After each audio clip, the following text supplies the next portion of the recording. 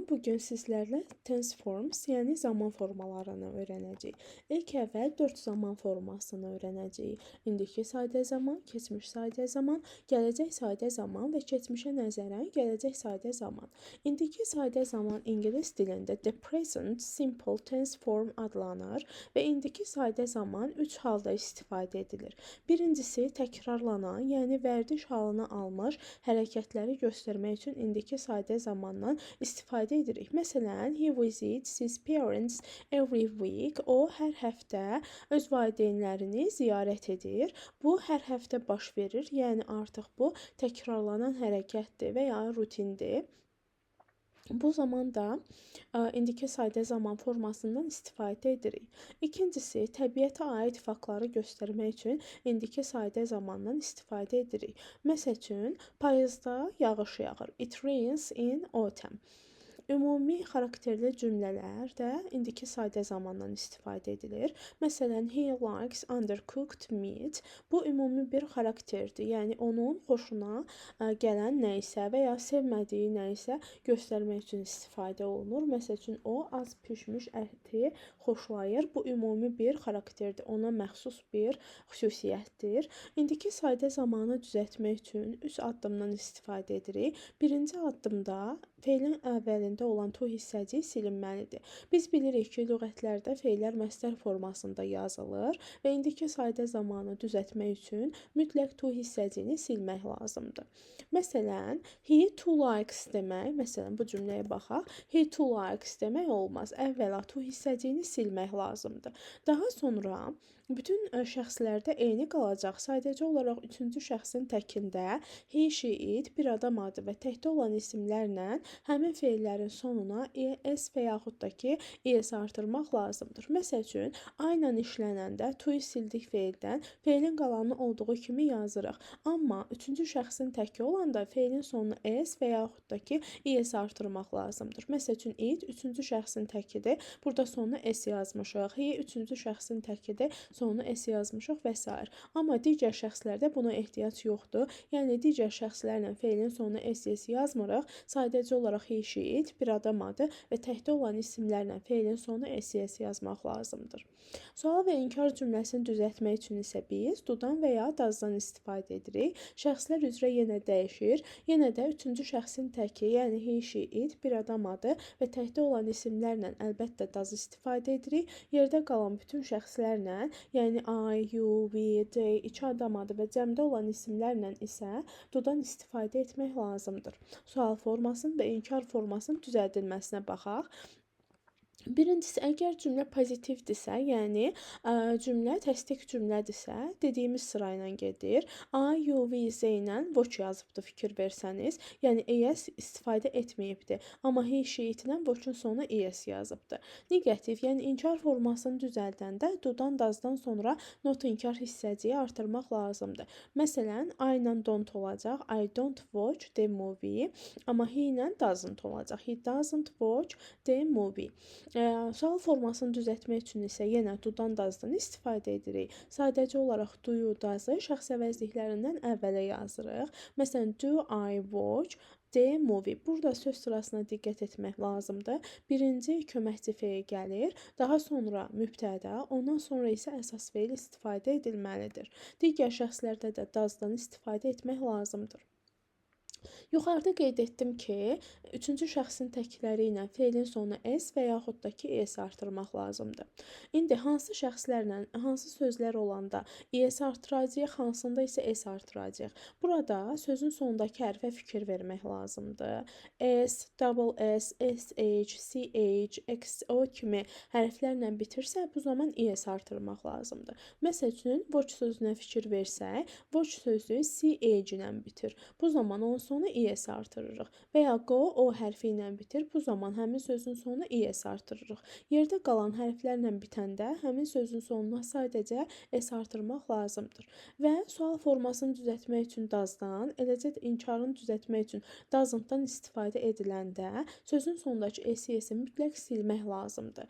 Yəni, əgər bir cümlədə doesn't watch yazsaq, bu səhv sayılacaqdır. Does'dan istifadə ediriksə, feilin sonundakı es və yaxud da ki, es mütləq silinməlidir. Və əgər cümlədə to be varsa, yəni əmizar varsa, bura was were artırmışam. Bunu keçmiş zamanda izah edəcəm zaten. Nəysə, to be varsa, yəni cümlədə əmizar varsa, bu da indiki zamanda olduğunu göstərir. Sadəcə olaraq to be başqa bir köməkçi feilə ehtiyac duymur. Yəni əgər cümlədə to be, yəni am, is, are istifadə edilibsə, həmin cümlədə sualın, inkarın düzəldəndə qəti olaraq do-dan və ya does-dan istifadə etmirik. Artıq əmizarın özündən istifadə edirik. Məsəl üçün, she is happy cümləsində burada does, she is happy belə bir cümlə qurmaq əlbəttə ki, olmaz. Is vardısa, isin özü həm sualını yarada bilir, həm də ki, inkarını yarada bilir. Bir də indiki sadə zaman formasında bəzi zaman zərfliklərindən istifadə edilir. Bu zaman zərfliklərindən birazı cümlənin ortasında, yəni mübtəda ilə xəbərin arasında işlənir. Bir qismi isə cümlənin ən sonunda işlənir. Asan yadda saxlamaq üçün mürəkkəb formada olanlar, uzun yazılanlar cümlənin sonunda işlənir. Daha qısa yazılanlar, sadə formada olanlar isə cümlənin ortasında işlənir. Burada əlbəttə ki, sometimes istisna olaraq verilə bilər. Deməli, əgər cümlədə usually, often, never, always, rarely, seldom, sometimes işlənibsə, bu zaman zərflikləri cümlənin sonuna yazılmır, ortasına yazılır. Ortasında mübtəda ilə xəbərin arasında işlənir. Yəni he mübtədadır, vex isə xəbərdir. Usually bu ikisinin ortasına yazmaq lazımdır. Eləcə də digərlərini. Amma uzun yazılanlar every week, every month, once a week, once a year və s. Bunların hamısı cümlənin sonunda işlənir. Burada faizlərlə always-in, usually-in və s. bir-birindən fərqini göstərmişik. Always 100%-dir, yəni həmişə olandır. Usually always-dən biraz daha az, generally usually-dən biraz daha az, often generally-dən biraz daha az nəzərdə tutur, azı nəzərdə tutur. Bunda öyrənərsiniz. Deməli, gələk öyrənək keçmiş sadə zaman forması.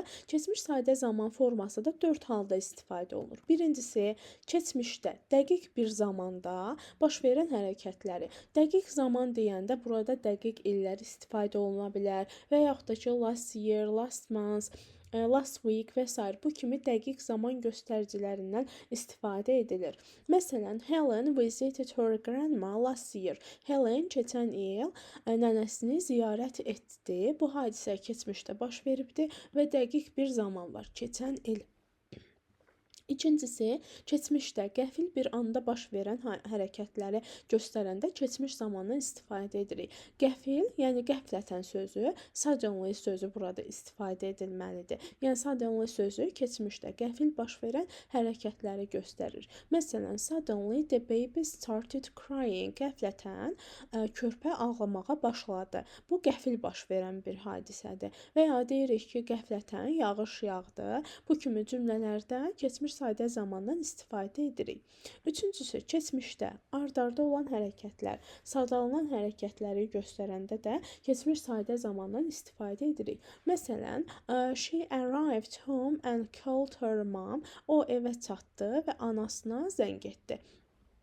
Deməli, burada arrived işlənib, bir də called işlənibdir. Onun evə çatmağı birinci hərəkəti, ardıcıl olaraq isə zəng etmək. Birinci evə çatmalıdır, sonra zəng etməlidir, elə deyil. Yəni, ard-arda baş verən hərəkətləri keçmiş sadə zamanda istifadə edirik. Dördüncüsü, keçmişdə təkrarlanan hərəkətlər. Yuxarıda qeyd elədim, təkrarlanan hərəkətlərdə indiki sadə zaman formasından istifadə edirik. Amma əgər təkrarlanan hərəkət keçmişdə təkrarlanıbsa, bu zaman keçmiş sadə zamandan istifadə edirik. Qeyd edim ki, keçmişdə təkrarlanan hərəkətləri göstərmək üçün cümlədə indiki sadə zamanın zaman zərfliklərindən istifadə edə bilər. Bu normaldır. Amma cümlə yenə də keçmiş zamanda yazılmalıdır. Məsələn, my dad often listened to radio when I was a young girl. Mənim atam, mən gənc bir qız olanda tez-tez radioya qulaq asırdı. Deməli, burada tez-tez işlənibdir. Bu, indiki sadə zamanın zaman zərfliyidir. Amma cümlə keçmiş zamanda işlənməlidir. Həm uzlaşma olaraq, həm də ümumiyyətlə. Çünki söhbət keçmişdən söhbət gedir. Buna görə də keçmişdə təkrarlanan hərəkətləri göstərəndə yenə keçmiş sadə zamandan istifadə edirik. Amma keçmişdə təkrarlanan hərəkətləri göstərərkən indiki sadə zamanda işlənən often, usually kimi sözlər işlənə bilər. Bir də düzəlməsi önəmlidir. Necə düzəlir? Keçmiş sadə zamanı düzəltmək üçün feilləri iki qrupa bölmək lazımdır. Birincisi qaydalı feillər, ikincisi qaydasız feillər. Qaydalı feillər regular, qaydasız feillər irregular adlanır və hər biri özünə məxsus formada düzəlir. Qaydalı feillərin keçmiş zamanını düzəltmək üçün feilin sonuna ed artırmaq kifayətdir. Məsələn, play olsa və bunun sonuna ed yazmasaq, bu indiki zaman forması olur. Play indiki zamandadır. Bunun sonuna ed artıranda oldu keçmiş zaman. Qaydasızlar isə kökündən dəyişərək düzəlir. Bunu öyrənməyin xüsusi bir qaydası yoxdur. Əzbərləmək lazımdır. Məsəl üçün go, went olur, come, came olur, get, got olur və s. Bu formada feillər kökündən dəyişir və qeyd edeyim ki, ikinci sütunda olan feillər keçmiş sadə zamanın feilləridir. Bu zamanın da sual forması və inkar forması var. Sual və inkar formasını düzəltmək üçün bütün cümlələrdə diddən istifadə edirik. Eləcə də bütün şəxslərdə diddən istifadə edirik. Yəni indiki sadə zamanda 2 dənə idi, do idi, does idi. Hər biri ilə fərqli işlənirdi. Məsələn, üçüncü şəxsin təkləri ilə does yazılırdı. Burada elə bir fərq yoxdur. Bütün şəxslərin hamısı ilə diddən istifadə etmək lazımdır. Sadəcə diddən istifadə edəndə cümlədə iki şeyə diqqət edirsiniz. Cümlədə əgər diddən istifadə edib sual düzəltmişiksə və ya diddən not artırıb inkar düzəltmişiksə, did olanda, bu zaman cümlədə əgər qaydalı feildirsə, qaydalı feilin sonundakı edi mütləq silmək lazımdır. Qaydasızdırsa, ikinci formadan birinci formaya qaytarıb gətirmək lazımdır. Gəlin nümunələrə baxaq. Məsələn, Helen received a letter. Burada cümləm keçmiş zamandadır və bu feil qaydalıdır. Sonuna ed artırmışam. Sual formasını düzəldəndə didi əvvələ yazıram, daha sonra mübtəda, daha sonra əsas feili yazıram. Əsas feili yazanda diqqət edirəm ki, feilin sonundakı ed düşməlidir. Yəni bu normalda belə yazılsa səhv sayılacaqdır. Çünki burada diddən istifadə etmişik və diddən istifadə ediləndə feilin sonundakı ed və ya da silinməlidir. Və eləcə də didn't-dan istifadə ediləndə, baxın bura received yazmışam. Bu səhvdir. Buradakı d hərfi silinməlidir. Və ya ed vardısa ed silinməlidir. Qaydasız feillərdə necə olur? Qaydasız feillərdə isə feil ikinci formadan qaytarırıq birinci formaya. Məsələn, Sevdə bought a car. Deməli, bu cümlədə bought, buy feilinin keçmiş zamanıdır. Buy, bought, bought. Burada did ilə düzəldəndə bought yazmaq olmaz cümləyə. Bought yazmırıq, nə yazırıq? Buy yazırıq. Eləcə də didn't-dan istifadə ediləndə eyni cümləyə bought yazmaq olmaz. Feili mütləq məslərə qaytarmaq lazımdır. Bir də diqqət eləyəcək cümlədə was were varsa. Əgər bir cümlədə was were işlənibsə, artıq həmin cümlənin sualını, inkarını qəti olaraq do ilə, daha doğrusu didlə düzəltmək olmaz. Was were-ün özü düzəldəcəkdir. Məsələn, Helen was a nurse. Bunun sualın was Helen a nurse demək lazımdır. Artıq did Helen a nurse demək mümkün deyil.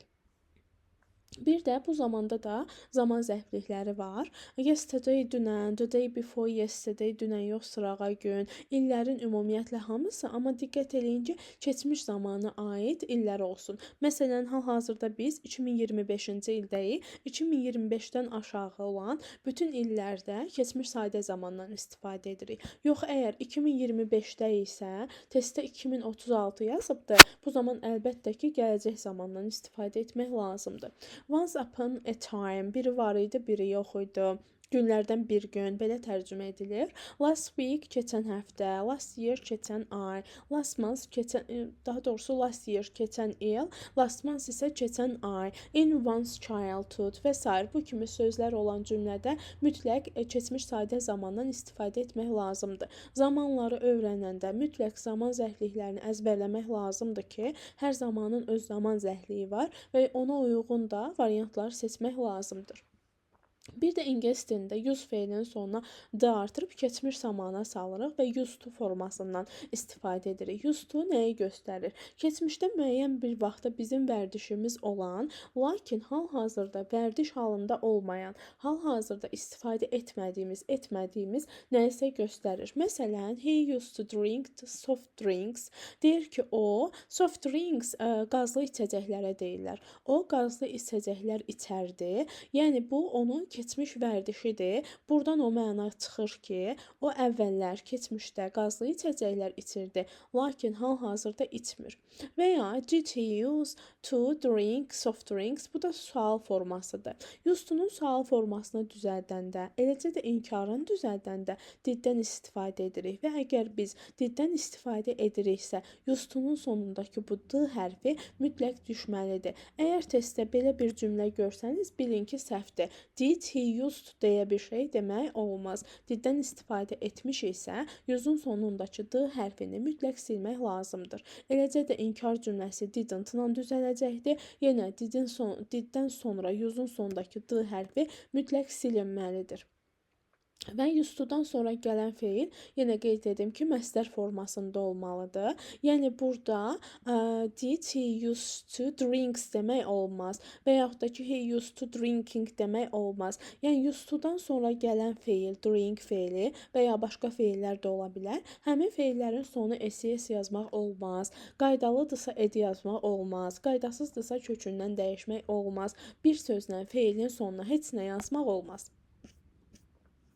İndi isə gələk gələcək sadə zaman formasını öyrənməyə. Gələcək sadə zaman forması iki halda işlənir. Birincisi, gələcəkdə nə vaxtsa olacaq hərəkətləri göstərir. Məsələn, he will go to the village soon. O tezliklə kəndə gedəcək. Yəni bu hadisə gələcəkdə nə vaxtsa baş verəcək. Bir də ki, planlaşdırılmış hərəkətləri göstərmək üçün istifadə olunur ki, planlaşdırılmış hərəkətləri də göstərəndə to be going to ifadəsindən istifadə etmək lazımdır. Burada to be şəxslər üzrə dəyişir. Am, is, are formasında işlənir. Lakin bu gələcəyə aiddir. Gələcəklə bağlı olan nəyisə göstərmək üçün istifadə edilir. Birazdan bunu detallı izah edəcəm.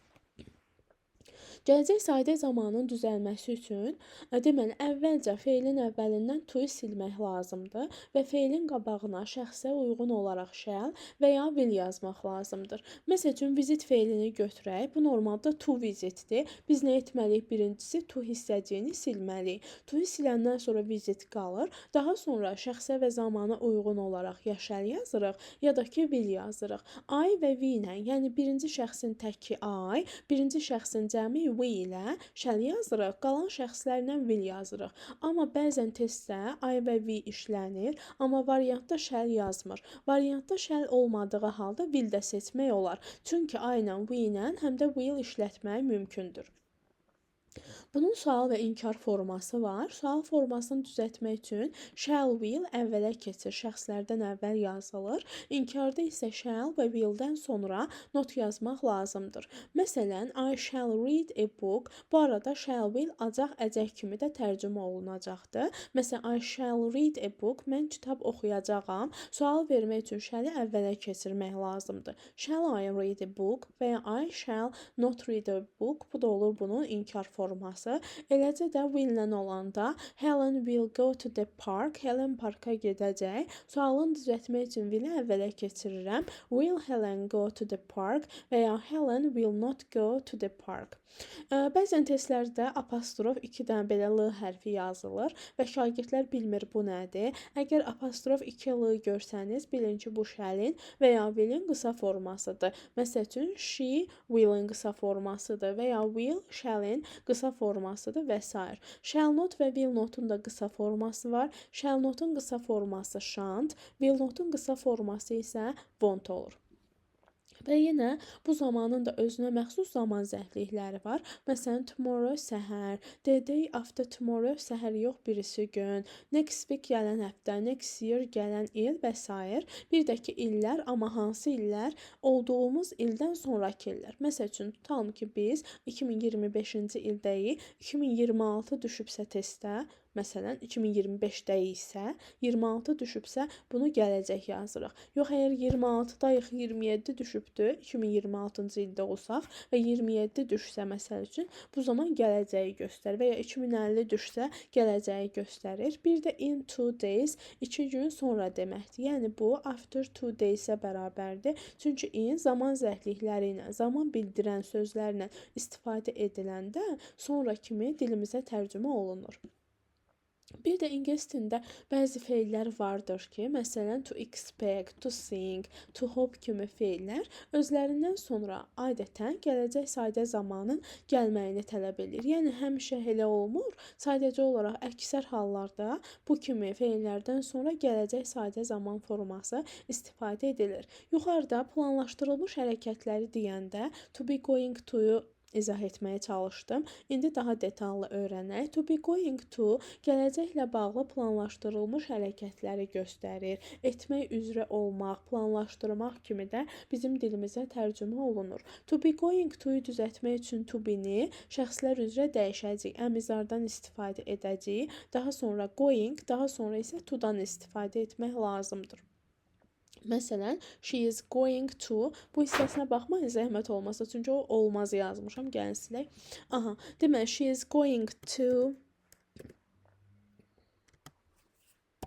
read a book. O kitab oxuyacaq, yəni o bunu planlaşdırır, etmək üzrədir. Bu kimi tərcümə olunacaq. Burada she ilə is işlənibdir. Bayaq dedim, ya am olur, ya is olur, ya da ki are formasından istifadə edilir. Təbii ki, şəxslərə görə dəyişir. Daha sonra isə going-dən sonra mütləq to istifadə etmək lazımdır. Sadəcə olaraq ingilis dilində to be going to-dan sonra qəti olaraq go, come, arrive, leave və move sözlərini istifadə etmək olmaz.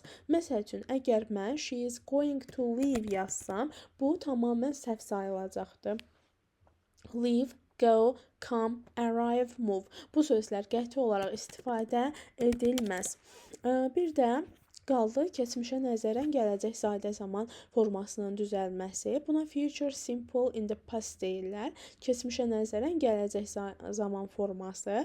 Bu zaman forması ardı ərdə kimi dilimizə tərcümə olunacaq və uzlaşacaqdır keçmiş zaman forması ilə. Yəni, əgər baş cümləmiz keçmişdədirsə, budaq cümləni keçmişə nəzərən gələcək sadə zaman formasında işlətmək lazımdır. Düzəlməsi üçün nə etmək lazımdır? Yenə birinci addım to-yu silmək lazımdır. Feilin qabağına ya should, ya da ki would yazırıq. Əlbəttə, yenə şəxsə uyğun olaraq I və we ilə should, qalan bütün şəxslərlə isə would istifadə etmək lazımdır.